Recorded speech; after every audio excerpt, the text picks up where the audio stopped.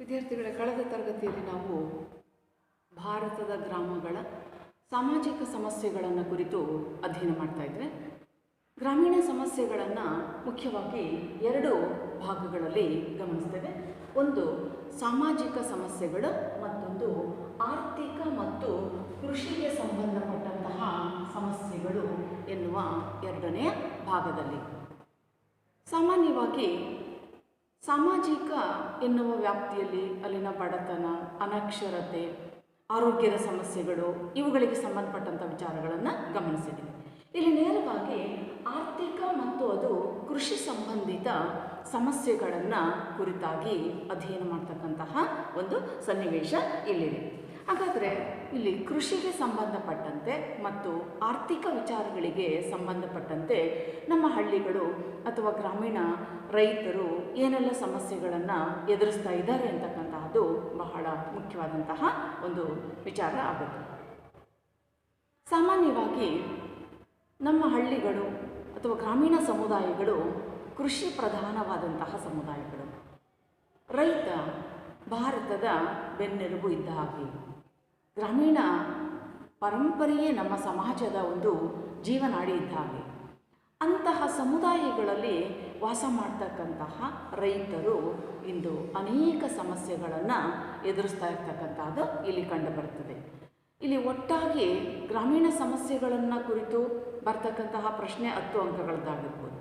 ಇನ್ನು ಸಾಮಾಜಿಕ ಅಂತಕ್ಕಂಥ ವ್ಯಾಪ್ತಿಯದು ಪ್ರತ್ಯೇಕ 5 ಅಂಕಗಳ ಪ್ರಶ್ನೆ ಆಗುತ್ತೆ. ಇನ್ನು ಕೃಷಿ ಮತ್ತು ಆರ್ಥಿಕ ಸಮಸ್ಯೆಗಳು ಇದು ಕೂಡ ಪ್ರತ್ಯೇಕವಾಗಿಯೂ 10 ಅಂಕಗಳ ಒಂದು ಮಹತ್ವವನ್ನು ಪಡ್ಕೊಳ್ತಕ್ಕಂತಹ ಒಂದು ಪ್ರಶ್ನೆ ಆಗುತ್ತೆ. ಈ ಹಿನ್ನೆಲೆಯಲ್ಲಿ ನಾವು ಇಲ್ಲಿನ ಆರ್ಥಿಕ ವಿಚಾರಗಳನ್ನು, ಆರ್ಥಿಕ ಸಮಸ್ಯೆಗಳನ್ನು, ಅದು ಕೃಷಿಗೆ ಸಂಬಂಧಪಟ್ಟಂತಹ ಸಮಸ್ಯೆಗಳನ್ನು ಪ್ರತ್ಯೇಕವಾಗಿ ಗಮನಿಸೋದಾದರೆ ಇಲ್ಲಿ ಅನೇಕ ಸಮಸ್ಯೆಗಳು ಇದ್ದಾವೆ. ಭಾರತೀಯ ರೈತ ಹಲವಾರು ಸಮಸ್ಯೆಗಳನ್ನು ಎದುರಿಸಬೇಕಾದಂತಹ ಒಂದು ಪರಿಸ್ಥಿತಿ ಇದೆ. ಅಲ್ಲಿ ಮುಖ್ಯವಾಗಿ ಅಸಮಾನತೆಯ ಹೆಚ್ಚಳ, ತಾರತಮ್ಯದ ನೀತಿಗಳು, ಕೃಷಿ ಕ್ಷೇತ್ರದಲ್ಲಿ ಕಂಡುಬರ್ತಕ್ಕಂತಹ ಸಂದಿಗ್ಧತೆ, ವ್ಯವಸಾಯಕ್ಕೆ ತಗಲುವ ಅಧಿಕ ವೆಚ್ಚ, ರಾಜ್ಯದಿಂದ ಕಲ್ಯಾಣ ಕಾರ್ಯಕ್ರಮಗಳ ಉದ್ದೇಶಪೂರ್ವಕವಾಗಿ ಹಿಂಪಡೆಯುವಿಕೆ. ಈ 5 ಮೊದಲ ಭಾಗದ ಅಂಶಗಳು ಇಲ್ಲಿದೆ. ನಾನು ದೊಡ್ಡ ಬಂಡವಾಳಶಾಹಿಗಳಿಂದ ತೊಂದರೆ ಆಗ್ತಾ ಇರ್ತಕ್ಕಂಥದ್ದು. ಈ ಮೊದಲಿನ ಭಾಗದ ಅಂಶಗಳನ್ನು ನಾವು ಗಮನಿಸೋದಾದರೆ, ಮೊದಲನೇದು ಅಸಮಾನತೆಯ ಹೆಚ್ಚಳ. ಇವತ್ತು ಭಾರತೀಯ ಸಮುದಾಯ ಅಥವಾ ಗ್ರಾಮೀಣ ಸಮುದಾಯಗಳನ್ನು ನಾವು ತೆಗೆದುಕೊಂಡಾಗ ಅಲ್ಲಿ ಬಡವರು ಮತ್ತು ಶ್ರೀಮಂತರು ಎನ್ನುವಂತಹ ಒಂದು ಅಂತರ ಅಂತಕ್ಕಂಥದ್ದು ಹೆಚ್ಚಾಗ್ತಾ ಇದೆ ಅಥವಾ ಅಧಿಕ ಆಗ್ತಾ ಇರ್ತಕ್ಕಂಥದ್ದನ್ನು ನಾವಲ್ಲಿ ನೋಡ್ತಾ ಇದ್ದೀವಿ. ಇದು ಇದೇ ರೀತಿಯಲ್ಲಿ ಮುಂದುವರೆದ್ರೆ ಯಾವ ದುಷ್ಪರಿಣಾಮವನ್ನು ಉಂಟು ಮಾಡಬಹುದು ಅಂತಕ್ಕಂತಹದ್ದನ್ನು ಅನೇಕ ಅರ್ಥಶಾಸ್ತ್ರಜ್ಞರು ಇಲ್ಲಿ ಅಂದಾಜು ಮಾಡುವಂತಹ ಪ್ರಯತ್ನವನ್ನು ಮಾಡ್ತಾರೆ. ಭಾರತೀಯ ಮೂಲದ ಅರ್ಥಶಾಸ್ತ್ರಜ್ಞ ಅಮರ್ತ್ಯ ಸೇನ್ ಅವರು ಯಾವ ರೀತಿಯ ಒಂದು ಅಭಿಪ್ರಾಯಗಳನ್ನು ಇಲ್ಲಿ ವ್ಯಕ್ತಪಡಿಸಿದ್ದಾರೆ. ಅಮರ್ತ್ಯ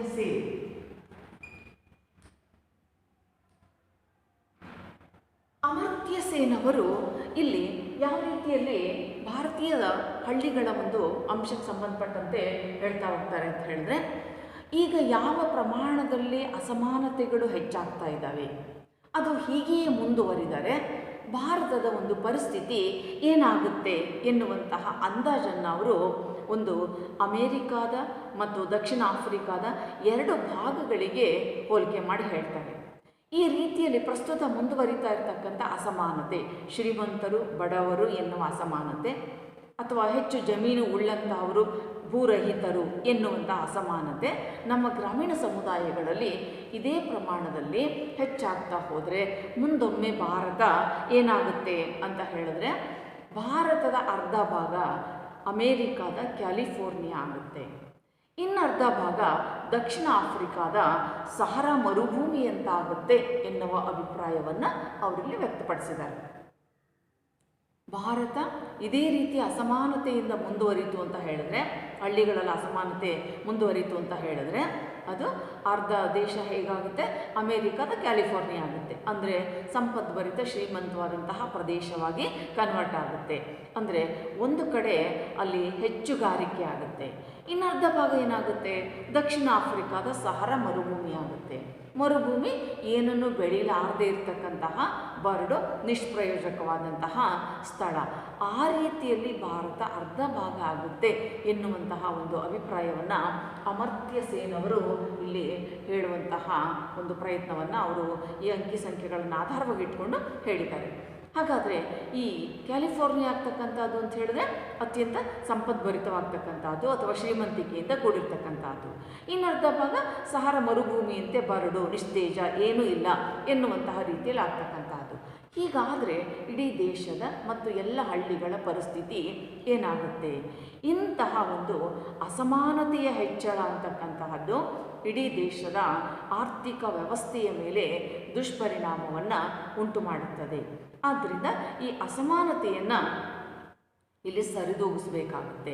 ಈ ನಡುವೆ ಇರ್ತಕ್ಕಂಥ ಅಂತರವನ್ನು ಕಡಿಮೆ ಮಾಡುವಂತಹ ಪ್ರಯತ್ನವನ್ನು ಮಾಡದೆ ಹೋದರೆ ಮುಂಬರುವ ವರ್ಷಗಳಲ್ಲಿ ಭಾರತ ಈ ಥರದ ಒಂದು ಅಪಾಯವನ್ನು ಎದುರಿಸಬೇಕಾದಂತಹ ಒಂದು ಪರಿಸ್ಥಿತಿ ಇಲ್ಲಿ ನಿರ್ಮಾಣವಾಗುತ್ತದೆ ಎನ್ನುವುದು ಅಮರ್ತ್ಯ ಸೇನ್ ಅವರ ಅಭಿಪ್ರಾಯ ಆಗಿದೆ. ಯಾಕೆಂತ ಹೇಳಿದ್ರೆ ಇಲ್ಲಿ ಸದಾಕಾಲ ನಾವು ಇನ್ಇಕ್ವಾಲಿಟಿ ಅಸಮಾನತೆಯನ್ನು ನೋಡ್ತಾ ಇದ್ದೀವಿ. ಒಂದು ಕಡೆ ಶ್ರೀಮಂತರು, ಒಂದು ಕಡೆ ಕಡುಬಡವರು, ಒಂದು ಕಡೆ ಜಮೀನ್ದಾರರು, ಇನ್ನೊಂದು ಕಡೆ ಭೂರಹಿತ ಕಾರ್ಮಿಕರು. ಈ ಥರದ ಅಸಮಾನತೆ ಪ್ರಮಾಣ ಮುಂದುವರಿತಾ ಹೋದರೆ ಈ ರೀತಿಯ ಒಂದು ಪರಿಸ್ಥಿತಿ ಇಡೀ ದೇಶದ ವ್ಯವಸ್ಥೆಯನ್ನೇ ಇಬ್ಬಾಗ ಮಾಡುವಂತಹ ಪರಿಸ್ಥಿತಿಯನ್ನು ಅಥವಾ ಅಂತಹದ್ದೊಂದು ಹಂತವನ್ನು ತಲುಪಿಬಿಡ್ತದೆ. ಹಾಗಾಗಿ ಇಲ್ಲಿ ಈ ಥರದ ಸಮಸ್ಯೆಗಳು ಅಪಾಯಗಳು ಅಂತಕ್ಕಂಥದ್ದು ತಲೆದೋರುತ್ತದೆ ಎನ್ನುವುದು ಅವರ ಅಭಿಪ್ರಾಯ. ಹಾಗಾಗಿ ಇಲ್ಲಿ ಅಸಮಾನತೆಯ ಹೆಚ್ಚಳ ಅಂತಕ್ಕಂತಹದ್ದು ದೇಶದ ಅರ್ಥವ್ಯವಸ್ಥೆಯ ಮೇಲೆ ದುಷ್ಪರಿಣಾಮವನ್ನು ಉಂಟು ಮಾಡುತ್ತೆ, ಕೃಷಿ ವ್ಯವಸ್ಥೆಯ ಮೇಲೆ ದುಷ್ಪರಿಣಾಮವನ್ನು ಉಂಟು ಮಾಡುತ್ತೆ, ಮೂಲಭೂತವಾಗಿ ಅಲ್ಲಿನ ಆರ್ಥಿಕ ವ್ಯವಸ್ಥೆಯನ್ನೇ ಹದಗೆಡಿಸುತ್ತದೆ. ಈ ಕಾರಣಕ್ಕಾಗಿ ಇಲ್ಲಿ ಅಸಮಾನತೆಯ ಹೆಚ್ಚಳವನ್ನು ತಡೆಯಬೇಕು.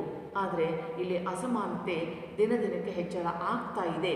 ಇದು ಬಹುದೊಡ್ಡ ಸಮಸ್ಯೆ ಅಂತಕ್ಕಂಥದ್ದನ್ನು ಇಲ್ಲಿ ಗುರುತಿಸಲಾಗಿದೆ. ಅರ್ಥಶಾಸ್ತ್ರಜ್ಞರು ಗುರುತಿಸುವಂತಹ ಪ್ರಯತ್ನವನ್ನು ಮಾಡಿದ್ದಾರೆ. ಎರಡನೆಯದು ತಾರತಮ್ಯದ ನೀತಿಗಳು. ನೋಡಿ, ಕೃಷಿ ನೀತಿಗಳು ನಮ್ಮ ಸಾಮಾಜಿಕ ವ್ಯವಸ್ಥೆಯಲ್ಲಿ ಕೃಷಿ ನೀತಿಗಳು ಇವತ್ತು ಪೂರಕವಾಗಿಲ್ಲದೆ ಇರತಕ್ಕಂತಹದ್ದನ್ನು ನಾವು ನೋಡ್ತೀವಿ.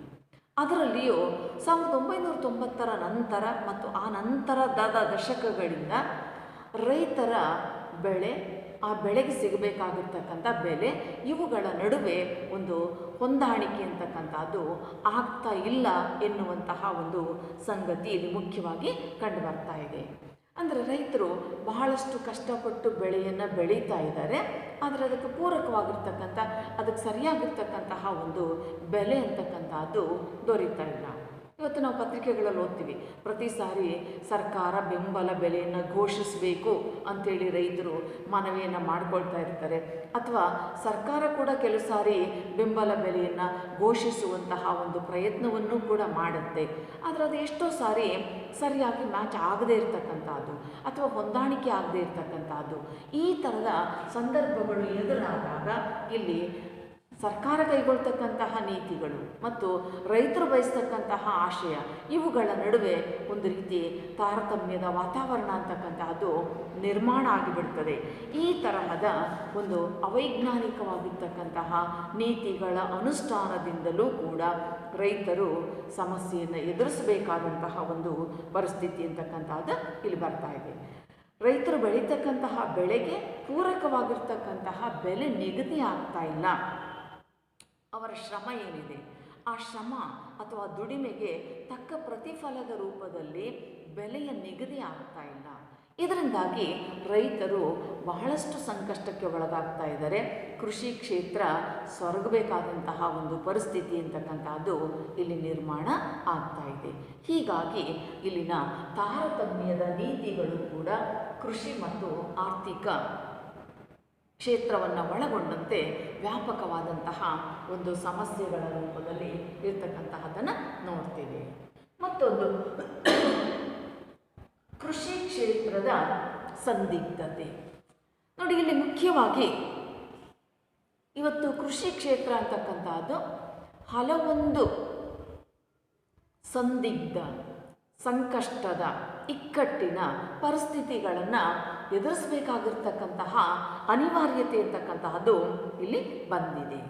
ಮುಖ್ಯವಾಗಿ ನಮ್ಮ ಕೃಷಿ ವ್ಯವಸ್ಥೆಗೆ ಇವತ್ತಿನ ವೈಜ್ಞಾನಿಕ ಪದ್ಧತಿ ಅನ್ವಯ ಬೇಕಾಗಿರ್ತಕ್ಕಂತಹ ಆಧುನಿಕ ನೀರಾವರಿ ಸೌಲಭ್ಯಗಳಾಗಿರ್ಬೋದು, ಅಥವಾ ಆ ನೀರಾವರಿ ಸೌಲಭ್ಯಕ್ಕೆ ಪೂರಕವಾಗಿರ್ತಕ್ಕಂತಹ ವಿದ್ಯುತ್ ಶಕ್ತಿಯ ಸಂದರ್ಭಗಳಾಗಿರ್ಬೋದು, ಇವುಗಳು ಸಕಾಲದಲ್ಲಿ ಸರಿಯಾದ ಪ್ರಮಾಣದಲ್ಲಿ ದೊರೀತಾ ಇಲ್ಲ. ಮತ್ತು ರೈತರು ಬೆಳೀತಕ್ಕಂತಹ ಬೆಲೆಯನ್ನು ರಾಜ್ಯ ಸರ್ಕಾರಗಳು ನಿರ್ಧಾರ ಮಾಡ್ತವೆ. ರೈತರಿಗೆ ನೀಡಬೇಕಾಗಿರ್ತಕ್ಕಂತಹ ಸಾಲದ ವ್ಯವಸ್ಥೆಯನ್ನು reserve bank of India RBI ಇಲ್ಲಿ ನಿರ್ಧಾರ ಮಾಡ್ತದೆ. ಈ ಎರಡರ ಒಂದು ಹೊಂದಾಣಿಕೆ, ಎರಡರ ನಡುವೆ ಹೊಂದಾಣಿಕೆ ಆಗದೆ ಹೋದಾಗ ಅಲ್ಲಿ ಅವರು ಸಂದಿಗ್ಧವಾದಂತಹ ಪರಿಸ್ಥಿತಿಯನ್ನು ಎದುರಿಸಬೇಕಾದಂತಹ ಅನಿವಾರ್ಯತೆ ಇರತಕ್ಕಂತಹದ್ದು ಇಲ್ಲಿ ತಲೆದೋರ್ತದೆ. ಯಾಕೆ ಅಂದರೆ ಪ್ರತಿಯೊಂದು ಪ್ರದೇಶದ ಹವಾಗುಣ ಅಥವಾ ಪ್ರತಿಯೊಂದು ರಾಜ್ಯದ ಹವಾಗುಣ, ಅಲ್ಲಿ ಬೀಳ್ತಕ್ಕಂತಹ ಮಳೆ ಮತ್ತು ಅಲ್ಲಿರ್ತಕ್ಕಂತಹ ಮಾರುಕಟ್ಟೆ ವ್ಯವಸ್ಥೆಗಳು, ಆ ಕೃಷಿ ದವಸ ಧಾನ್ಯಗಳನ್ನು ಸಾಗಣೆ ಮಾಡೋದಕ್ಕೆ ಇರ್ತಕ್ಕಂತಹ ಸಾರಿಗೆ ವ್ಯವಸ್ಥೆಗಳು, ಬೆಲೆಯನ್ನು ನಿಗದಿಪಡಿಸುವಲ್ಲಿ ಅವಶ್ಯಕವಾಗಿರ್ತಕ್ಕಂತಹ ಸಂಪರ್ಕದ ವ್ಯವಸ್ಥೆಗಳು, ಇವೆಲ್ಲವುಗಳಲ್ಲಿ ಸಮಸ್ಯೆಗಳುಂಟಾದಾಗ ಇಡೀ ಕೃಷಿ ವ್ಯವಸ್ಥೆ ಅಂತಕ್ಕಂತಹದ್ದು ಸಂದಿಗ್ಧತೆಗೆ ಒಳಗಾಗ್ತಕ್ಕಂತಹದ್ದನ್ನು ನಾವಿಲ್ಲಿ ನೋಡಬೇಕಾಗುತ್ತೆ. ಹಾಗಾದರೆ ಬೆಲೆ ಒಂದು ಕಡೆ ನಿಗದಿಯಾಗುತ್ತೆ, ಸಾಲದ ಮೊತ್ತ ಇನ್ನೊಂದು ಕಡೆ ನಿಗದಿಯಾಗುತ್ತೆ, ಮತ್ತು ಇವುಗಳ ನಡುವೆ ರೈತರು ಪ್ರಕೃತಿಯ ಸಂಕಷ್ಟಗಳನ್ನು ಕೂಡ ಎದುರಿಸಬೇಕಾದಂತಹ ಒಂದು ಅನಿವಾರ್ಯತೆ ಅಂತಕ್ಕಂತಹದ್ದು ಇಲ್ಲಿದೆ. ಹಾಗಾಗಿ ಇಡೀ ಕೃಷಿ ಕ್ಷೇತ್ರ ಅಂತಕ್ಕಂತಹದ್ದು ಅನೇಕ ರೀತಿಯ ಸಂದಿಗ್ಧತೆಗೆ ಒಳಗಾಗಬೇಕಾದಂತಹ ಅನಿವಾರ್ಯತೆ ಅಂತಕ್ಕಂತಹದ್ದು ಇಲ್ಲಿ ಎದುರಾಗ್ತಕ್ಕಂಥದ್ದನ್ನು ನೋಡ್ತೀವಿ. ಇಡೀ ಕೃಷಿ ಕ್ಷೇತ್ರವೇ ಅನೇಕ ಸಮಸ್ಯೆಗಳನ್ನು ಎದುರಿಸಬೇಕಾದಂತಹ ಪರಿಸ್ಥಿತಿ ಇಲ್ಲಿದೆ. ಮತ್ತೊಂದು, ವ್ಯವಸಾಯಕ್ಕೆ ತಗಲುವ ಅಧಿಕ ವೆಚ್ಚ. ಸಾಮಾನ್ಯವಾಗಿ ಎಲ್ಲರೂ ಏನು ಭಾವಿಸ್ತಾರೆ, ವ್ಯವಸಾಯದ ಚಟುವಟಿಕೆಗಳಿಗೆ ಅಷ್ಟೇನು ಹಣ ಖರ್ಚಾಗೋದಿಲ್ಲ, ಹೆಚ್ಚಿನ ಬಂಡವಾಳ ಬೇಕಿಲ್ಲ ಅಂತಕ್ಕಂಥದ್ದು. ಆದರೆ ವಾಸ್ತವಿಕವಾದಂತಹ ಪರಿಸ್ಥಿತಿ ಏನು ನೋಡಿ. ಇಲ್ಲಿ ಮಳೆ ಆಧಾರಿತ ಕೃಷಿ, ಭಾರತೀಯ ರೈತರು ಹೆಚ್ಚಿನ ಪ್ರಮಾಣದಲ್ಲಿ ನಂಬಿಕೊಂಡಿರ್ತಕ್ಕಂತಹದ್ದೇನನ್ನು, ಯಾವುದನ್ನು ನಮ್ಮ ಗ್ರಾಮೀಣ ಜನರು ಹೇಳ್ತಾರೆ, ಭಾರತೀಯ ರೈತ ಸದಾಕಾಲ ಮುಗಿಲನ್ನೇ ನೋಡ್ತಾ ಇರ್ತಾನೆ. ಇಲ್ಲಿ ಮುಗಿಲು ಅಂದರೆ ಆಕಾಶ, ಮುಗಿಲನ್ನು ನೋಡ್ತಾ ಇರ್ತಾನೆ. ಯಾಕೆ ಮುಗಿಲನ್ನು ನೋಡ್ತಾ ಇರ್ತಾನೆ ಅಂದರೆ ಮಳೆ ಯಾವಾಗ ಬರುತ್ತೆ ಅಂಥೇಳಿ ಅವನು ಆಕಾಶದ ಕಡೆಗೆ ತನ್ನ ನೋಟವನ್ನು ಬೀರ್ತಾ ಇರ್ತಾನೆ ಅಂತಕ್ಕಂಥದ್ದು. ಹಾಗಾದರೆ ಇಂತಹ ಒಂದು ಸಂದರ್ಭ ಏನನ್ನು ಸೂಚಿಸ್ತಾ ಇದೆ ಅಂತ ಹೇಳಿದ್ರೆ, ಈ ತರಹದ ಮುಗಿಲನ್ನು ನೋಡಿ ಅವನು ಬದುಕಬೇಕಾಗೋದ್ರಿಂದ, ಆ ಮಳೆಯನ್ನೇ ಅವಲಂಬಿಸಿಕೊಂಡು ಬದುಕಬೇಕಾಗಿರೋದ್ರಿಂದ, ದುಡಿಮೆಯನ್ನು ಮಾಡಬೇಕಾಗಿರೋದ್ರಿಂದ ವ್ಯವಸಾಯಕ್ಕೆ ತಗಲುವ ವೆಚ್ಚ ಅಂತಕ್ಕಂಥದ್ದು ಅಧಿಕ ರೂಪದಲ್ಲಿ ಕಂಡುಬರುತ್ತದೆ.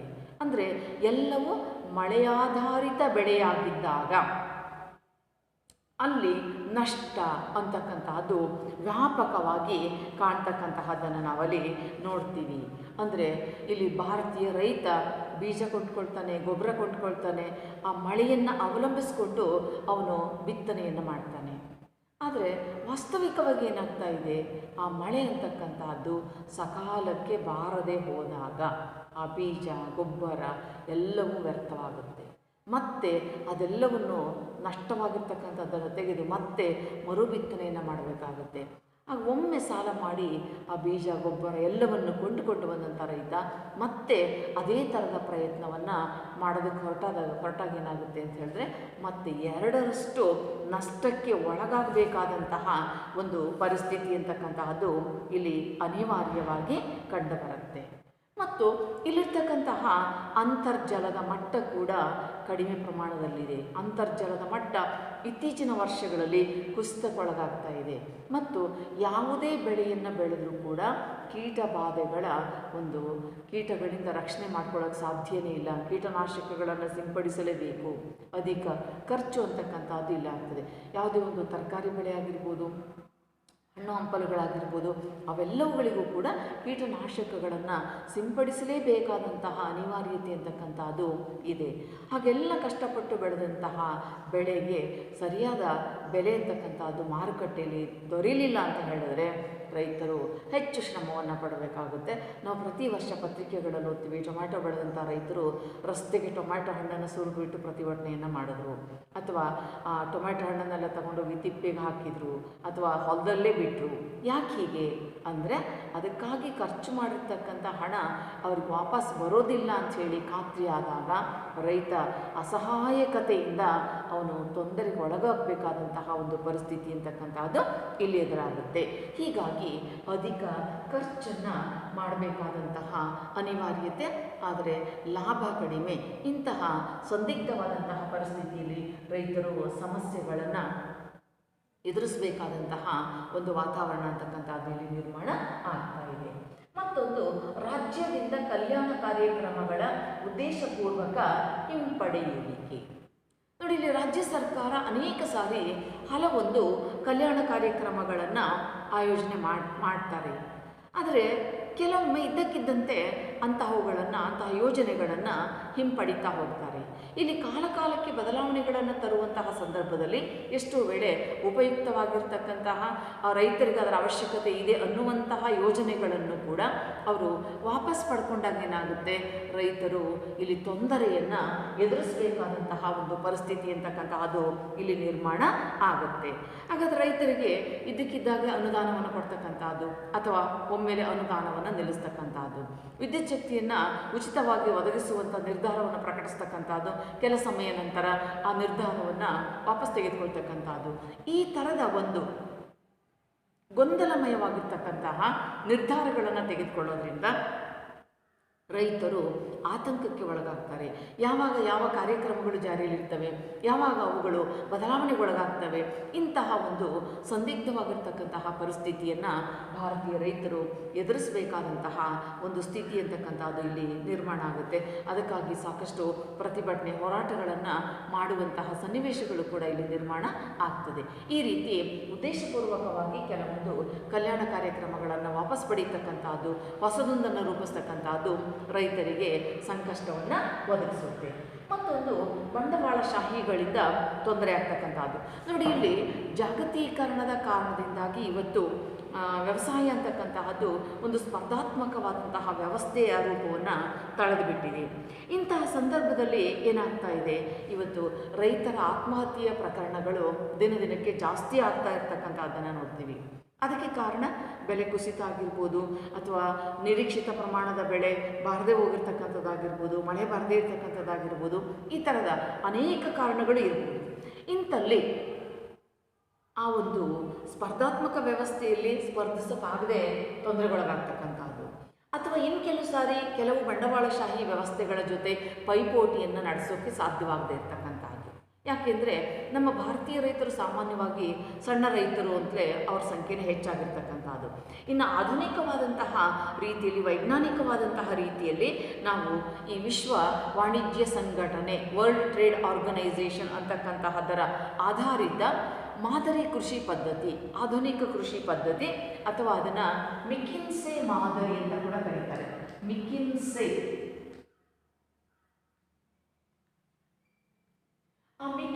ಮಾದರಿ ಕೃಷಿ ಪದ್ಧತಿ ಅಂತಕ್ಕಂತಹದ್ದು ಕೂಡ ಇಲ್ಲಿ ಏನಾಗ್ತಾ ಇದೆ ಅಂತ ಹೇಳಿದ್ರೆ, ಆಧುನಿಕ ಮತ್ತು ವೈಜ್ಞಾನಿಕವಾಗಿರ್ತಕ್ಕಂಥ ವ್ಯವಸಾಯ ಕ್ರಮವನ್ನು ರೂಪಿಸ್ತಕ್ಕಂಥದ್ದು. ಆದರೆ ಇದು ವೆಚ್ಚದಾಯಕ ಅಥವಾ ದುಬಾರಿಯಾಗಿರ್ತಕ್ಕಂಥದ್ದು. ಆದರೆ ಇಲ್ಲಿ ಭಾರತೀಯ ಸಣ್ಣ ರೈತರಿಗೆ ಇದನ್ನು ನಿಭಾಯಿಸ್ತಕ್ಕಂಥದ್ದು, ನಿರ್ವಹಿಸ್ತಕ್ಕಂಥದ್ದು ಕಷ್ಟವಾಗುತ್ತೆ. ಆದ್ದರಿಂದ ಒಂದು ಕಡೆ ಜಾಗತಿಕ ಸ್ಪರ್ಧೆಯಲ್ಲಿ ಎದುರಿಸೋಕ್ಕಾಗ್ತಾ ಇಲ್ಲ, ಸ್ಪರ್ಧೆಯಲ್ಲಿ ತೊಡಗಿಕೊಳ್ಳೋಕ್ಕಾಗ್ತಾ ಇಲ್ಲ. ಮತ್ತೊಂದು ಕಡೆ ಬಂಡವಾಳಶಾಹಿಗಳಿಂದ ತೊಂದರೆ ಆಗ್ತಕ್ಕಂಥದ್ರಿಂದ ಅವರು ರಕ್ಷಣೆಯನ್ನು ಪಡೆಯೋದಕ್ಕೂ ಕೂಡ ಸಾಧ್ಯ ಆಗ್ತಾ ಇಲ್ಲ.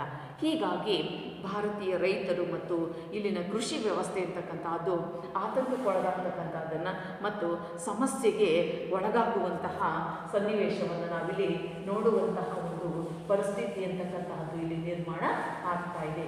ಹೀಗಾಗಿ ಈ ಒಂದು ಬಂಡವಾಳಶಾಹಿಗಳಿಂದ ಅನುಭವಿಸ್ತಕ್ಕಂತಹ ತೊಂದರೆ ಮತ್ತು ಇಲ್ಲಿನ ಆಧುನಿಕ ಸ್ಪರ್ಧಾತ್ಮಕ ವ್ಯವಸ್ಥೆಯಲ್ಲಿ ನಡೆಸೋಕ್ಕಾಗದೇ ಇರತಕ್ಕಂತಹ ಒಂದು ಪೈಪೋಟಿ, ಈ ಥರದ ಸಮಸ್ಯೆಗಳು ಅಂತಕ್ಕಂಥದ್ದು ಇಲ್ಲಿ ಮುಖ್ಯವಾಗಿ ಕಂಡು ಬರ್ತಾ ಇದೆ.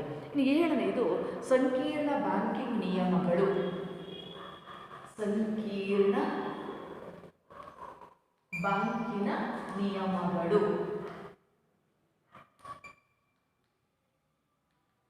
ಅನಕ್ಷರಸ್ಥ ರೈತ ಸಮುದಾಯವನ್ನು ಹೊಂದಿರತಕ್ಕಂತಹ ಭಾರತೀಯ ಸಮಾಜದಲ್ಲಿ ಇವತ್ತು ಬ್ಯಾಂಕಿನ ವ್ಯವಸ್ಥೆಗಳು ಹೇಗಿದ್ದಾವೆ? ನಮ್ಮಲ್ಲಿ 2 ಸಾಲದ ಮೂಲಗಳಿದ್ದಾವೆ. ಒಂದು ವಾಣಿಜ್ಯ ಬ್ಯಾಂಕುಗಳು, ಮತ್ತೊಂದು ಪ್ರಾದೇಶಿಕ ಮಟ್ಟದಲ್ಲಿರ್ತಕ್ಕಂತಹ ಗ್ರಾಮೀಣ ಬ್ಯಾಂಕುಗಳು. ಇವುಗಳು ನೀಡ್ತಕ್ಕಂತಹ ಸಾಲ ಸೌಲಭ್ಯ ಅಥವಾ ಸಾಲದ ವ್ಯವಸ್ಥೆಯಲ್ಲಿ ಸಂಕೀರ್ಣವಾಗಿರ್ತಕ್ಕಂಥ ನಿಯಮಗಳು. ಮೊದಲೇ ನಮ್ಮ ಗ್ರಾಮೀಣ ಜನರಲ್ಲಿ ಅನಕ್ಷರಸ್ಥ ವಾತಾವರಣ ಹೆಚ್ಚು. ಇಲ್ಲಿರ್ತಕ್ಕಂತಹ ನಿಯಮಾವಳಿಗಳೆಲ್ಲವನ್ನು ಓದ್ಕೊಳ್ತಕ್ಕಂಥದ್ದು, ಅರ್ಥ ಮಾಡ್ಕೊಳ್ತಕ್ಕಂಥದ್ದು ಅವರಿಗೆ ಕಠಿಣವಾದಂಥ ಸವಾಲು. ಆ ರೀತಿಯ ಒಂದು ಬ್ಯಾಂಕಿನ ನಿಯಮಗಳು ಸಂಕೀರ್ಣವಾಗತೊಡಗಿದಂತೆ ರೈತರು ಆ ಬ್ಯಾಂಕಿನಿಂದ ಉಪಯೋಗ ಆಗ್ತಕ್ಕಂತಹ ಸಾಲವನ್ನು ಪಡೆಯೋದಕ್ಕೆ ಬಹಳಷ್ಟು ಕಷ್ಟವನ್ನು ಪಡ್ತಾರೆ. ಎಷ್ಟೋ ಜನ ಆ ನಿಯಮಗಳಿಗೆ ಹೆದರ್ಕೊಂಡು ಸಾಲವನ್ನೇ ಪಡೆದುಕೊಳ್ಳೋದಿಲ್ಲ. ಬ್ಯಾಂಕಿನ ನಿಯಮಗಳಿಗೆ ಹೆದರು ಬಿಡ್ತಾರೆ, ಅಥವಾ ಬ್ಯಾಂಕಿನ ಅಧಿಕಾರಿಗಳು ನೀಡ್ತಕ್ಕಂಥ ಇನ್ಸ್ಟ್ರಕ್ಷನ್ಸನ್ನು ಕೇಳಿಬಿಟ್ಟೇನೆ ಗಾಬರಿಗೊಳ್ತಕ್ಕಂಥದ್ದು. ಹೀಗಾಗಿ ಇನ್ನಾರು ಶ್ರೀಮಂತರ ಹತ್ರ ಹೆಚ್ಚು ಬಡ್ಡಿಗೆ ಸಾಲ ತರ್ತಕ್ಕಂಥದ್ದು, ಮತ್ತೆ ಪುನಃ ನಷ್ಟವನ್ನು ಅನುಭವಿಸಬೇಕಾದಂತಹ ಒಂದು ಪರಿಸ್ಥಿತಿ ಇರ್ತಕ್ಕಂಥದ್ದು ಇಲ್ಲಿ ನಿರ್ಮಾಣ ಆಗ್ತಾ ಇದೆ. ಹೀಗಾಗಿ ಅನೇಕ ವೇಳೆ ಬ್ಯಾಂಕಿನಲ್ಲಿ ಇರ್ತಕ್ಕಂತಹ ಸಂಕೀರ್ಣವಾದಂತಹ ಕಠಿಣವಾದಂತಹ ನಿಯಮಗಳು ಮತ್ತು ಸರಳವಾಗಿಲ್ಲದ ಆ ಒಂದು ಪ್ರೊಸೀಜರ್ಸ್ಗಳೇನಿದ್ದಾವೆ, ಪ್ರೊಸೆಸ್ ಏನಿದೆ, ಇದು ರೈತರನ್ನ ಆತಂಕಕ್ಕೀಡು ಮಾಡುತ್ತೆ. ಮೊದಲೇ ಅನಕ್ಷರಸ್ಥರು ಏನೂ ಗೊತ್ತಾಗ್ತಾ ಇಲ್ಲ, ಹೀಗಾಗಿ ಆ ಒಂದು ಬ್ಯಾಂಕಿನ ಮೊರೆ ಹೋಗೋದನ್ನು ನಿಲ್ಲಿಸ್ಬಿಡ್ತಾರೆ. ಇಂತಹ ಆತಂಕಕಾರಿ ಬೆಳವಣಿಗೆಗಳು ಏನಾಗ್ತಾ ಇದೆ ಅಂತ ಹೇಳಿದ್ರೆ ಇವತ್ತು ನಮ್ಮ ಕೃಷಿ ವ್ಯವಸ್ಥೆಯ ಮೇಲೆ ಅಗಾಧವಾಗಿರ್ತಕ್ಕಂತಹ ಒಂದು ಪರಿಣಾಮವನ್ನು ಬೀರ್ತಾ ಇವೆ. ಆದ್ದರಿಂದ ಬ್ಯಾಂಕಿನ ನಿಯಮಗಳು ಆದಷ್ಟು ಸರಳಗೊಂಡ್ರೆ ಈ ಸಮಸ್ಯೆ ಸ್ವಲ್ಪವಾದರೂ ಬಗೆಹರಿಬೋದು. ಆದರೆ ಇವತ್ತು ಪ್ರಸ್ತುತ ಇಲ್ಲಿರ್ತಕ್ಕಂತಹ ನಿಯಮಗಳು ಕಾಲಕಾಲಕ್ಕೆ ಅನುಗುಣವಾಗಿ ಬದಲಾಗ್ತಕ್ಕಂತಹ ಬ್ಯಾಂಕಿನ ನಿಯಮಗಳು ಇವೆಲ್ಲವುಗಳ ಒಂದು ಆತಂಕದಿಂದ ರೈತರು ಬಹಳಷ್ಟು ನಷ್ಟವನ್ನು ಎದುರಿಸಬೇಕಾದಂತಹ ಒಂದು ಸಂದರ್ಭ ಅಂತಕ್ಕಂಥದ್ದು ಇಲ್ಲಿದೆ. ಮತ್ತೊಂದು ಸಹಕಾರಿ ವಲಯದ ವೈಫಲ್ಯ. ಸಹಕಾರಿ ವಲಯದ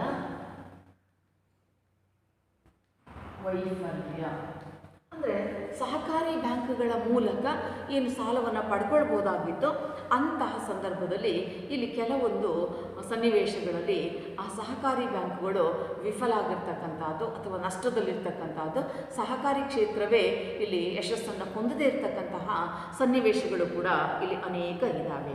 ಉದಾಹರಣೆಗೆ ಕರ್ನಾಟಕದಲ್ಲಿ ಗ್ರಾಮ ಮಟ್ಟದಲ್ಲಿ 32,382 ಸಹಕಾರಿ ಬ್ಯಾಂಕ್ಗಳಿದ್ದಾವೆ. ಕರ್ನಾಟಕದಲ್ಲಿ ಗ್ರಾಮೀಣ ಮಟ್ಟದಲ್ಲಿ 32,382 ಸಹಕಾರಿ ಬ್ಯಾಂಕ್ಗಳಿದ್ದಾವೆ.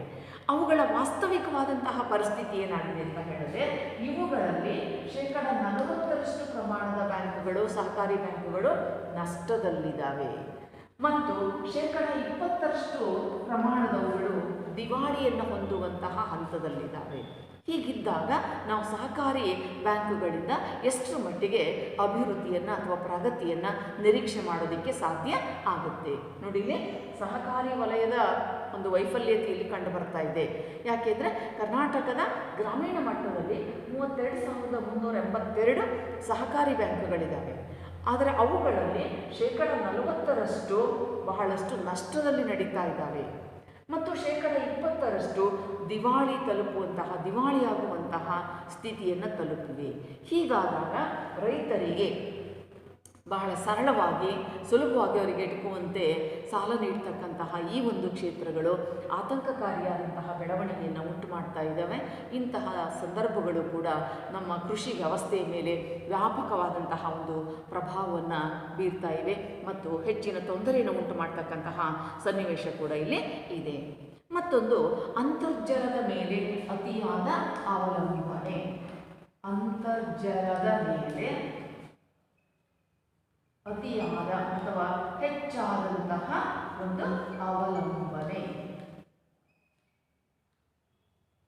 ಇಲ್ಲಿ ಅಂತರ್ಜಲದ ಮೇಲೆ ಅತಿಯಾದ ಅವಲಂಬನೆ ಅವಲಂಬನೆ ಇವತ್ತಿನ ಕೃಷಿ ವಾತಾವರಣದಲ್ಲಿ ಕಂಡುಬರ್ತಾ ಇದೆ. ಇತ್ತೀಚೆಗೆ ನಾವು ಕೃಷಿ ಕ್ಷೇತ್ರವನ್ನು ಬಹಳ ಗಂಭೀರವಾಗಿ ಗಮನಿಸಿದಾಗ ಗೊತ್ತಾಗ್ತಾ ಇದೆ. ಆಹಾರ ಬೆಳೆಗಳನ್ನು ಬೆಳೀತಕ್ಕಂತಹ ರೈತ ವರ್ಗ ಇಂದು ವಾಣಿಜ್ಯ ಬೆಳೆಗಳನ್ನು ಬೆಳೀತಕ್ಕಂತಹದರ ಕಡೆಗೆ ತಮ್ಮ ಗಮನವನ್ನು ಕೇಂದ್ರೀಕರಿಸ್ತಾ ಇದ್ದಾರೆ. ಮತ್ತು ಅವರಿಗೆ ಲಾಭ ತರ್ತಕ್ಕಂತಹ ದೃಷ್ಟಿ, ಲಾಭ ತರ್ತಕ್ಕಂಥ ಅವಕಾಶಗಳಲ್ಲಿ ಹೆಚ್ಚಿರೋದ್ರಿಂದ ಆ ಪ್ರಯತ್ನವನ್ನು ಅವ್ರು ಮಾಡ್ತಾ ಇದ್ದಾರೆ. ಹಾಗಾಗಿ ಹಿಂದೆಂದಿಗಿಂತಲೂ ನಾವು ಅಡಕೆ ಅಥವಾ ಈ ಥರದ ತೆಂಗು, ಈ ಥರದ ವಾಣಿಜ್ಯ ಬೆಳೆಗಳನ್ನು ಬೆಳೀತಕ್ಕಂತಹ ರೈತರ ಸಂಖ್ಯೆ ಜಾಸ್ತಿ ಆಗ್ತಾ ಇದೆ. ಅಂಥಲ್ಲಿ ಅವರು ಆ ಕೆಲಸಕ್ಕಾಗಿ, ಆ ಬೆಳೆಗಳಿಗಾಗಿ ಅವರು ಅಂತರ್ಜಲವನ್ನೇ ಸಂಪೂರ್ಣವಾಗಿ ಅವಲಂಬಿಸಿದ್ದಾರೆ. ಇದರಿಂದ ಏನಾಗ್ತಾ ಇದೆ, ಇವತ್ತು ಒಂದೊಂದು ಹೊಲದಲ್ಲಿ ಅನೇಕ ಸಂಖ್ಯೆಯಲ್ಲಿ 4-5 ಬೋರ್ವೆಲ್ಗಳನ್ನು ಹಾಕಿಸ್ತಾ ಹೋಗ್ತಾರೆ. ಅಂತರ್ಜಲದ ಮಟ್ಟ ಇಲ್ಲಿ ಕುಸಿತಕ್ಕೊಳಗಾಗಿದೆ. ಯಾಕೆಂದರೆ ಬೀಳ್ತಕ್ಕಂತಹ ಮಳೆಯ ಪ್ರಮಾಣ ಯಾವಾಗ ಕಡಿಮೆ ಆಗುತ್ತೆ ಅಲ್ಲಿ ಅಂತರ್ಜಲದ ಮಟ್ಟ ಕುಸಿಯುತ್ತೆ. ಅಂತರ್ಜಲದ ಮಟ್ಟ ಕುಸಿಯುತ್ತೆ ಅಂತ ಹೇಳಿದ್ರೆ ಅವರು ತಮ್ಮ ಬೆಳೆಗೆ ಬೇಕಾದಂತಹ ಪೂರ್ಣ ಪ್ರಮಾಣದ ನೀರನ್ನು ಒದಗಿಸೋದಕ್ಕೆ ಸಾಧ್ಯ ಆಗೋದೇ ಇಲ್ಲ. ಹೀಗಾಗಿ ಅಂತರ್ಜಲವನ್ನೇ ಅವಲಂಬಿಸ್ತಕ್ಕಂತಹ ರೈತರು ಅನಿವಾರ್ಯವಾಗಿ ನಷ್ಟಕ್ಕೊಳಗಾಗಬೇಕಾದಂತಹ ಒಂದು ಪರಿಸ್ಥಿತಿ ಅಂತಕ್ಕಂಥದ್ದು ಇಲ್ಲಿ ಇವತ್ತು ಎದುರಾಗ್ತಾ ಇದೆ. ಇವತ್ತು ಅನೇಕ ಹಳ್ಳಿಗಳನ್ನು ನೀವು ನಿಮ್ಮ ಹಳ್ಳಿಗಳು, ನಿಮ್ಮ ಸುತ್ತಮುತ್ತಲಿರ್ತಕ್ಕಂಥ ಹಳ್ಳಿಗಳನ್ನು ಗಮನಿಸಿದ್ರೆ ಗೊತ್ತಾಗುತ್ತೆ. ಪ್ರತಿಯೊಂದು ಹೊಲಗಳಲ್ಲಿ ಅನೇಕ ಬೋರ್ವೆಲ್ಗಳ ಸಂಖ್ಯೆ ಇದೆ. ಇಲ್ಲಿ ಭೂಮಿಯಲ್ಲಿ ನೀರಿಲ್ಲ, ಬೋರ್ವೆಲ್ ಹಾಕ್ತಾ ಹೋಗ್ತಾರೆ, ಅದಕ್ಕೂ ನಷ್ಟ, ನೀರು ಬರೋದಿಲ್ಲ, ಅಥವಾ ಅರ್ಧದಲ್ಲಿ ನೀರು ಬರೋದು ನಿಂತರೆ ಇನ್ನಷ್ಟು ನಷ್ಟ ಆಗ್ತಾ ಇದೆ. ಅಂದರೆ ನಾವಿವತ್ತು ಕೃತಕ ನೀರಾವರಿ ಸೌಲಭ್ಯಗಳನ್ನು ಅವಲಂಬಿಸ್ತಕ್ಕಂತಹ ಸಂದರ್ಭದಲ್ಲಿ ಬೋರ್ವೆಲ್ಗಳು ಅಥವಾ ಕೊಳವೆ ಬಾವಿಗಳ ಸಂಖ್ಯೆ ಹೆಚ್ಚಾಗ್ತಾ ಇದೆ. ಆದರೆ ಇಲ್ಲಿನ ಅಂತರ್ಜಲದ ಮಟ್ಟ ಅಂತಕ್ಕಂಥದ್ದು ಕುಸಿತಾ ಇದೆ. ಹೀಗಾಗಿ ಇಲ್ಲಿ ಸರಿಯಾದಂಥ ರೀತಿಯಲ್ಲಿ ಅಥವಾ ಅನುಕೂಲಕರವಾಗ್ತಕ್ಕಂತಹ ರೀತಿಯಲ್ಲಿ ಬೆಳೆಗಳನ್ನು ಬೆಳೆಯೋದಕ್ಕೆ ಸಾಧ್ಯ ಆಗ್ತಾ ಇಲ್ಲ ಅಂತಕ್ಕಂತಹ ಒಂದು ಆತಂಕಕಾರಿ ಅಂಶವನ್ನು ನಾವಿಲ್ಲಿ ಗಮನಿಸಬೇಕಾಗುತ್ತೆ. ಹೀಗಾಗಿ ಅತಿಯಾಗಿ ಈ ಒಂದು ಅಂತರ್ಜಲವನ್ನು ನಂಬತಕ್ಕಂತಹದ್ದು, ಅದರಲ್ಲಿಯೂ 1990ರ ನಂತರದಲ್ಲಿ ಈ ಪ್ರಮಾಣ ಇನ್ನಷ್ಟು ಹೆಚ್ಚಾಗಿರ್ತಕ್ಕಂಥದ್ದನ್ನು ನೋಡ್ತಾ ಇದ್ದೀವಿ. ಹಾಗಾಗಿ ಅನೇಕ ರೈತರು ಇಲ್ಲಿ ತೊಂದರೆಗೊಳಗಾಗ್ತಾ ಇದ್ದಾರೆ. ಕೊಳವೆ ಬಾವಿಗಳ ವೈಫಲ್ಯದಿಂದಲೇ, ಆ ನಷ್ಟದಿಂದಲೇ ಅನೇಕ ರೈತರು ಆತ್ಮಹತ್ಯೆ ಮಾಡಿಕೊಳ್ತಕ್ಕಂತಹ ಪ್ರಕರಣಗಳು ಇವತ್ತು ಕರ್ನಾಟಕದಲ್ಲಿ ಹೆಚ್ಚಾಗಿ ಕಂಡು ಬರ್ತಾ ಇವೆ. ಈ ಥರದ ಒಂದು ಪರಿಸ್ಥಿತಿ ಮುಂದುವರಿತಾ ಬಂದರೆ ಇಲ್ಲಿ ಕೇವಲ ಮಳೆಯಾಧಾರಿತ ಕೃಷಿಯನ್ನೇ ಎಷ್ಟು ಸಮಯ ನಂಬಿಕೊಂಡು ರೈತರು ಜೀವನವನ್ನು ನಡೆಸೋದಕ್ಕೆ ಸಾಧ್ಯ ಆಗುತ್ತೆ. ಹೀಗಾಗಿ ಭಾರತೀಯ ರೈತರ ಒಂದು ಜೀವನ ಕ್ರಮ ಅತ್ಯಂತ ಅತಂತ್ರದ ಸ್ಥಿತಿಯನ್ನು ತಲುಪುವಂತಹ ರೂಪದಲ್ಲಿ ಇದೆ. ವೈಜ್ಞಾನಿಕ ಮಾದರಿಯನ್ನು ಅಳವಡಿಸ್ಕೊಳ್ಳೋಕ್ಕಾಗ್ತಾ ಇಲ್ಲ. ಸಣ್ಣ ಚಿಕ್ಕ ಚಿಕ್ಕ ರೈತರುಗಳು ಅಥವಾ ಕಡಿಮೆ ಭೂಮಿಯನ್ನು ಹೊಂದಿರತಕ್ಕಂತಹ ರೈತರು ಯಾವ ವೈಜ್ಞಾನಿಕ ಬೇಸಾಯವನ್ನು ಮಾಡೋದಕ್ಕೆ ಸಾಧ್ಯ ಆಗೋದಿಲ್ಲ. ಇನ್ನು ಮಳೆಯನ್ನೇ ನಂಬಿಕೊಂಡು ಅಂತ ಹೇಳಿದ್ರು ಕೂಡ ಸಕಾಲಕ್ಕೆ ಮಳೆ ಬರ್ತಾ ಇಲ್ಲ. ಇತ್ತೀಚಿನ ವರ್ಷಗಳಲ್ಲಿ ನೀವೆಲ್ಲ ಗಮನಿಸ್ತಾ ಇದ್ದೀರಿ, ಮಳೆ ಬೀಳ್ತಕ್ಕಂಥ ಪ್ರಮಾಣ ಕಡಿಮೆ ಆಗ್ತಾ ಇದೆ. ಮತ್ತು ಸಕಾಲಕ್ಕೆ ಮಳೆ ಬರದೆ ಹೋಗೋದು ಇನ್ನಷ್ಟು ನಷ್ಟವನ್ನು ಉಂಟು ಮಾಡ್ತಕ್ಕಂತಹ ಒಂದು ಪರಿಸ್ಥಿತಿಯನ್ನು ಇಲ್ಲಿ ಅದು ನಿರ್ಮಾಣ ಮಾಡ್ತಾ ಇದೆ. ಹೀಗಾಗಿ ಭಾರತೀಯ ರೈತರು ಈ ತರಹದ ಒಂದು ಸಮಸ್ಯೆಯನ್ನು ಕೂಡ ಎದುರಿಸಬೇಕಾಗಿದೆ. ಅಂತರ್ಜಲದ ಮಟ್ಟದ ಕುಸಿತ, ಅಂತರ್ಜಲವನ್ನೇ ಅವಲಂಬಿಸ್ತಕ್ಕಂಥದ್ದು, ಅತಿಯಾಗಿ ಅವಲಂಬಿಸ್ತಕ್ಕಂಥದ್ದು, ಇದು ಅಂತರ್ಜಲದ ಮಟ್ಟ ಕುಸಿತಕ್ಕೊಳಗಾದಾಗ ಆ ರೈತರ ಒಂದು ಜೀವನದಲ್ಲಿ ಆಘಾತಕಾರಿಯಾದಂತಹ ಬೆಳವಣಿಗೆಗಳು ಕಂಡು ಬಂದುಬಿಡ್ತದೆ. ಹೀಗಾಗಿ ಅತಿಯಾಗಿ ಅದನ್ನು ಅವಲಂಬಿಸ್ತಕ್ಕಂಥದ್ದು ಕೂಡ ಕೃಷಿ ಕ್ಷೇತ್ರ ಎದುರಿಸ್ತಕ್ಕಂತಹ ಒಂದು ಬಹುಮುಖ್ಯವಾದಂತಹ ಸಮಸ್ಯೆ. ಇನ್ನು ಕೊನೆಯದು ಬರಪೀಡಿತ ಪ್ರದೇಶಗಳ ಹೆಚ್ಚಳ. ಬರಪೀಡಿತ ಪ್ರದೇಶಗಳ ಹೆಚ್ಚಳ.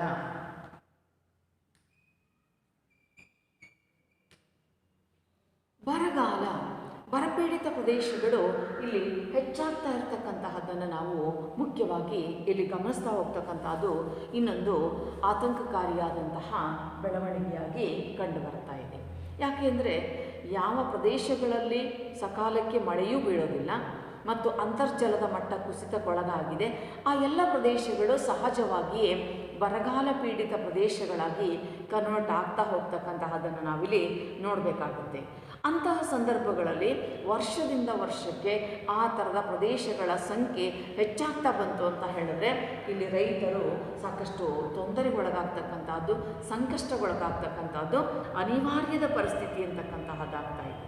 ಉದಾಹರಣೆಗೆ ನಾವು ರಾಜಸ್ಥಾನದಲ್ಲಿ, ಆಂಧ್ರ ಪ್ರದೇಶ, ಮಹಾರಾಷ್ಟ್ರ, ಕರ್ನಾಟಕ ಇವೆಲ್ಲವೂ ಪ್ರಮುಖವಾಗಿ ಬರಪೀಡಿತ ರಾಜ್ಯಗಳಾಗಿವೆ. ಅದರಲ್ಲೂ ಕರ್ನಾಟಕ ಬರಪೀಡಿತ ರಾಜ್ಯಗಳಲ್ಲಿ 2ನೇ ಸ್ಥಾನದಲ್ಲಿದೆ. ಇಲ್ಲಿ ಸ್ವಲ್ಪ ಕಾಲಕ್ಕೆ ಬದಲಾವಣೆಗಳಾಗ್ತಾ ಇದ್ದಿರ್ಬೋದು, ಆದರೆ ಹೆಚ್ಚಿನದಾಗಿ ಕಂಡುಬಂದಂಥ ಅಂಕಿ ಸಂಖ್ಯೆಗಳು ಕರ್ನಾಟಕ ರಾಜ್ಯವನ್ನು ಬರಪೀಡಿತ ರಾಜ್ಯಗಳಲ್ಲಿ 2ನೇ ಸ್ಥಾನದಲ್ಲಿ ತಂದು ನಿಲ್ಲಿಸಿವೆ.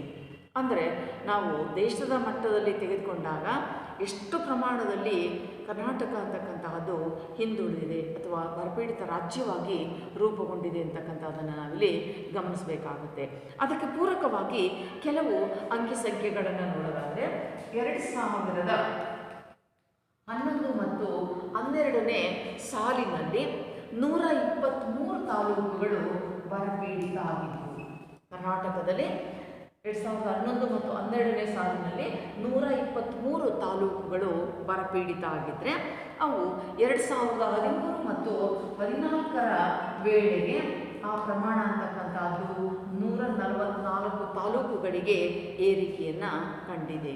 ಅಂದರೆ 2 ವರ್ಷಗಳಲ್ಲಿ, 1-2 ವರ್ಷಗಳಲ್ಲಿ ಈ ಪ್ರಮಾಣ ಅಂತಕ್ಕಂಥದ್ದು ಎಷ್ಟೊಂದು ಸಂಖ್ಯೆಯನ್ನು ಸೂಚಿಸ್ತಾ ಇದೆ. ಈ ರೂಪದಲ್ಲಿ ಬರಪೀಡಿತ ತಾಲೂಕುಗಳ ಸಂಖ್ಯೆ ಹೆಚ್ಚಾಯ್ತಿದ್ದು, ಹಳ್ಳಿಗಳೆಲ್ಲ ಬರಪೀಡಿತ ತಾಲೂಕುಗಳ ಸಂಖ್ಯೆ ಈ ಪ್ರಮಾಣದಲ್ಲಿ ಹೆಚ್ಚಳ ಅಥವಾ ಏರಿಕೆ ಆಯಿತು ಅಂತ ಹೇಳಿದ್ರೆ ನಾವು ಇಲ್ಲಿ ಯಾವ ಪ್ರಮಾಣದ ಒಂದು ಪ್ರಗತಿಯನ್ನು ನಿರೀಕ್ಷೆ ಮಾಡೋದಕ್ಕೆ ಸಾಧ್ಯ ಅಂತಕ್ಕಂಥದ್ದು ಆಗುತ್ತೆ. ಈ ರೂಪದಲ್ಲಿ ಬರಪೀಡಿತ ಪ್ರದೇಶಗಳ ಹೆಚ್ಚಳವು ವರ್ಷದಿಂದ ವರ್ಷಕ್ಕೆ ಹೆಚ್ಚಾಗ್ತಾ ಇರ್ತಕ್ಕಂಥದ್ದು. ಅದಲ್ಲದೆ ನೀವು ಪತ್ರಿಕೆಗಳಲ್ಲಿ ಓದ್ತಾ ಇರ್ತೀರಿ, ನಮ್ಮ ತಾಲೂಕನ್ನು, ನಮ್ಮ ಜಿಲ್ಲೆಯನ್ನು ಬರಪೀಡಿತ ಪ್ರದೇಶವೊಂದು ಸರ್ಕಾರ ಘೋಷಿಸಬೇಕು, ಅದಕ್ಕೆ ಅನುದಾನದ ಪ್ಯಾಕೇಜನ್ನು ನೀಡಬೇಕು ಅಂತಕ್ಕಂಥದ್ದು. ಅಂದರೆ ಸರ್ಕಾರ ತಾನೇ ಎಷ್ಟು ಸಾರಿ ಘೋಷಣೆ ಮಾಡೋದಕ್ಕಾಗುತ್ತೆ ಮತ್ತು ಎಲ್ಲರಿಗೂ ಎಷ್ಟು ಅವಕಾಶಗಳನ್ನು, ಸವಲತ್ತುಗಳನ್ನು ನೀಡಬೇಕಾಗುತ್ತೆ.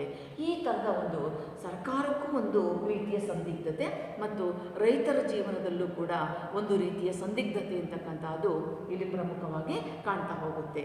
ಹೀಗಾಗಿ ಭಾರತದ ರೈತರು, ನಮ್ಮ ಗ್ರಾಮೀಣ ಸಮುದಾಯಗಳು ಕೃಷಿ ಮತ್ತು ಆರ್ಥಿಕ ಎರಡು ಒಂದಕ್ಕೊಂದು ಪೂರಕ ಎನ್ನುವಂತಹ ರೀತಿಯಲ್ಲಿದ್ದು ಅವುಗಳು ಸಮಸ್ಯೆಯ ರೂಪದಲ್ಲಿ ಪರಿಗಣಿತವಾಗ್ತಕ್ಕಂತಹದ್ದನ್ನು ನೋಡ್ತಾ ಇದ್ದೀವಿ. ಪ್ರತಿ ವರ್ಷದಿಂದ ವರ್ಷಕ್ಕೆ ಬರಗಾಲಕ್ಕೆ ತುತ್ತಾಗ್ತಕ್ಕಂತಹ ಪ್ರದೇಶಗಳು, ಹಳ್ಳಿಗಳು ಮತ್ತು ತಾಲೂಕುಗಳ ಸಂಖ್ಯೆ ಇರ್ತಕ್ಕಂಥದ್ದು ಹೆಚ್ಚಾಗ್ತಾ ಬಂದಂತೆ ಇಲ್ಲಿ ಅಭಿವೃದ್ಧಿ ಶೂನ್ಯವಾಗುವಂತಹ ಸಂದರ್ಭಗಳು ಯಥೇಚ್ಛವಾಗಿ ಆಗ್ತಾ ಹೋಗ್ತಕ್ಕಂಥದ್ದನ್ನು ನೋಡ್ತೀವಿ. ಈ ರೂಪದಲ್ಲಿ ಭಾರತದ ಗ್ರಾಮಗಳ ಸಮಸ್ಯೆಗಳನ್ನು ನಾವು ಒಂದು ಭಾಗದಲ್ಲಿ ಸಾಮಾಜಿಕ ಸಮಸ್ಯೆಗಳು ಅಂತೇಳಿ ಅಧ್ಯಯನ ಮಾಡಿದ್ರೆ, ಎರಡನೇ ಭಾಗದಲ್ಲಿ ಆರ್ಥಿಕ ಮತ್ತು ಕೃಷಿಗೆ ಸಂಬಂಧಪಟ್ಟಂತಹ ಸಮಸ್ಯೆಗಳು ಅಂಥೇಳಿ ಇಲ್ಲಿ ಮುಖ್ಯವಾಗಿ ಅಧ್ಯಯನ ಮಾಡ್ತೀವಿ. ಅಂದರೆ ಇವತ್ತಿನ ಸಂದರ್ಭದಲ್ಲಿ ನಮ್ಮ ಗ್ರಾಮೀಣ ಹಂತದಲ್ಲಿ ಅಸಮಾನತೆಯ ಪ್ರಮಾಣ ಹೆಚ್ಚಾಗ್ತಕ್ಕಂಥದ್ದು. ರೈತರು ಅಥವಾ ಜಮೀನ್ದಾರರು, ಬಡರ ಭೂರಹಿತ ಕಾರ್ಮಿಕರು ಇವರುಗಳ ನಡುವೆ ಹೆಚ್ಚಾಗ್ತಕ್ಕಂತಹ ಒಂದು ಅಂತರ ಅಲ್ಲಿನ ಸಮಸ್ಯೆಯನ್ನು ಹೆಚ್ಚು ಮಾಡುತ್ತೆ. ಮತ್ತು ಸರ್ಕಾರ ತೆಗೆದುಕೊಳ್ತಕ್ಕಂತಹ ನಿರ್ಧಾರಗಳು, ಸರ್ಕಾರ ಅನುಷ್ಠಾನಕ್ಕೆ ತರ್ತಕ್ಕಂತಹ ನೀತಿಗಳ ಒಂದು ಪ್ರಯೋಜನ ನಮ್ಮ ರೈತರಿಗೆ ಸಕಾಲಕ್ಕೆ ದೊರೆಯದೇ ಹೋದಾಗಲೂ ಕೂಡ ಇಲ್ಲಿ ಸಮಸ್ಯೆಗಳುಂಟಾಗುತ್ತೆ. ಮಳೆಯನ್ನೇ ನಂಬಿಕೊಂಡು ಬದುಕಬೇಕಾದಂತಹ ರೈತರು ಕೃಷಿಗಾಗಿ ಅಧಿಕ ವೆಚ್ಚವನ್ನು ಮಾಡಬೇಕಾಗುತ್ತೆ. ಆದರೆ ಲಾಭ ಬಂದರೆ ಬಂತು, ಇಲ್ಲ ಅಂದರೆ ಇಲ್ಲ, ಈ ಥರದ ಒಂದು ಪರಿಸ್ಥಿತಿ ಅಂತಕ್ಕಂತಹದ್ದು ನಿರ್ಮಾಣ ಆಗುತ್ತೆ. ಇನ್ನು ಕೆಲವು ಸಾರಿ ಸರ್ಕಾರ ಒಮ್ಮೆ ರೂಪಿಸಿದಂತಹ ಕಲ್ಯಾಣ ಅಭಿವೃದ್ಧಿ ಕಾರ್ಯಕ್ರಮಗಳನ್ನು ಇದ್ದಕ್ಕಿದ್ದಂತೆ ನಿಲ್ಲಿಸ್ತಕ್ಕಂಥದ್ದು ಅಥವಾ ಹಿಂಪಡಿತಕ್ಕಂಥದ್ದು ಅಥವಾ ಹೊಸದನ್ನು ಇಂಪ್ಲಿಮೆಂಟ್ ಮಾಡ್ತಕ್ಕಂಥದ್ದು, ಹೀಗಾದಾಗಲೂ ಕೂಡ ಒಮ್ಮೆ ಒಂದು ವ್ಯವಸ್ಥೆಗೆ ಹೊಂದಿಕೊಂಡಂತಹ ರೈತರು ಮತ್ತೊಂದು ವ್ಯವಸ್ಥೆಗೆ ಹೊಂದಿಕೊಳ್ಳುವಲ್ಲಿ ಸಮಯವೂ ವ್ಯರ್ಥ ಆಗುತ್ತೆ ಮತ್ತು ಎಷ್ಟೋ ಸಾರಿ ಅದರಿಂದ ತೊಂದರೆಗೊಳಗಾಗ್ತಕ್ಕಂಥದ್ದು.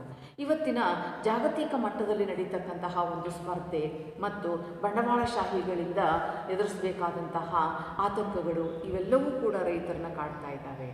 ಜೊತೆಗೆ ಸರ್ಕಾರ ಬ್ಯಾಂಕ್ಗಳ ಮೂಲಕ ನೀಡ್ತಕ್ಕಂತಹ ಸಾಲ ಸೌಲಭ್ಯಗಳು ಕೂಡ ಕಠಿಣವಾದಂತಹ ನಿಯಮಗಳನ್ನು, ಸಂಕೀರ್ಣವಾಗಿರ್ತಕ್ಕಂತಹ ನಿಯಮಗಳನ್ನು ಒಳಗೊಂಡಿರೋದ್ರಿಂದ ಏನಾಗುತ್ತೆ ಅಂತ ಹೇಳಿದ್ರೆ ಇಲ್ಲಿ ಕಾಲಕ್ಕೆ ರೈತರು ತೊಂದರೆಯನ್ನು ಎದುರಿಸಬೇಕಾದಂಥ ಪರಿಸ್ಥಿತಿ ಇದೆ. ಇನ್ನು ಸಹಕಾರಿ ಬ್ಯಾಂಕ್ಗಳನ್ನು ತೆಗೆದುಕೊಂಡ್ರೆ ಅವುಗಳು ಕೂಡ ಇವತ್ತು ನಷ್ಟದಲ್ಲಿರ್ತಕ್ಕಂತಹದ್ದು ಇನ್ನೊಂದು ಆತಂಕಕಾರಿ ಬೆಳವಣಿಗೆ. ಮತ್ತು ಭಾರತೀಯ ರೈತರು ಅಂತರ್ಜಲದ ಮೇಲೆ ಇತ್ತೀಚೆಗೆ ಹೆಚ್ಚಿನ ಒಂದು ಅವಲಂಬನೆಯನ್ನು ಮಾಡಿಕೊಳ್ತಾ ಇದ್ದಾರೆ. ಆದರೆ ಅಂತರ್ಜಲದ ಮಟ್ಟ ಕುಸಿತಕ್ಕೊಳಗಾಗ್ತಾ ಇದೆ, ಅಲ್ಲಿಯೂ ಇವರು ಸಮಸ್ಯೆಗಳನ್ನು ಎದುರಿಸಬೇಕಾದಂತಹ ಒಂದು ಅನಿವಾರ್ಯದ ಪರಿಸ್ಥಿತಿ ಇದೆ. ಒಟ್ಟಿನಲ್ಲಿ ಕರ್ನಾಟಕ ಇವತ್ತು ಬರಗಾಲ ಪೀಡಿತ ರಾಜ್ಯಗಳಲ್ಲಿ 2ನೇ ಸ್ಥಾನಕ್ಕೆ ಬಂದು ನಿಂತುಬಿಟ್ಟಿದೆ. ಇಲ್ಲಿ ಪ್ರತಿ ವರ್ಷದಿಂದ ವರ್ಷಕ್ಕೆ ಬರಗಾಲಕ್ಕೆ ತುತ್ತಾಗ್ತಕ್ಕಂತಹ ತಾಲೂಕುಗಳ ಸಂಖ್ಯಾ ಪ್ರಮಾಣ ಅಂತಕ್ಕಂಥದ್ದು ಹೆಚ್ಚಾಗ್ತಾ ಇದೆ. ಹೀಗೆ ಇಲ್ಲಿ ಮುಖ್ಯವಾದಂಥ ಕ್ಷೇತ್ರ ಕೃಷಿ.